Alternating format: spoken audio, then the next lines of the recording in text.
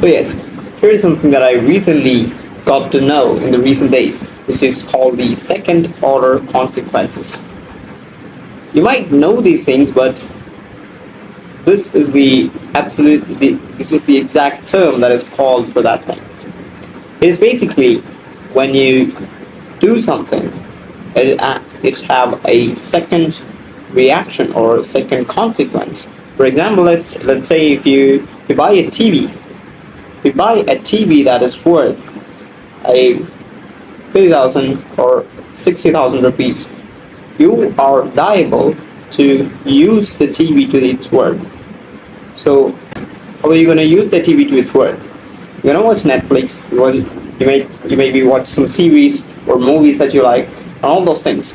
And what does that do to you? It will release some sort of a dopamine at some point where you feel entertained to not value your time. And in the sense, on the other hand, you have convinced yourself that you're valuing your money by using stuff you bought for 50,000 or 60,000 rupees. It is basically that you have to be aware of the second consequence, and you have to think about whether it is good or bad it's doing to me.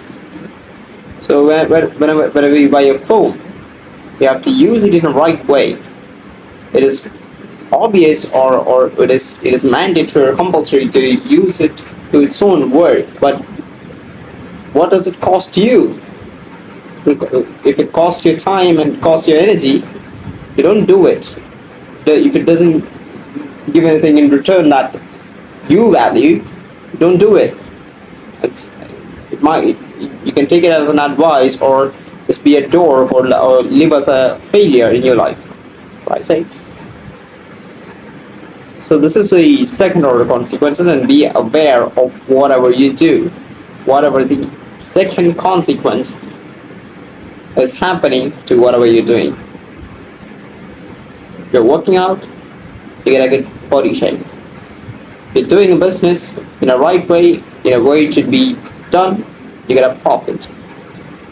You watch TV to entertain, you release dopamine in the wrong way, and you get addicted to it, and you don't value your time, and bunch of stuffs like that. You can just imagine yourself being a failure in that way.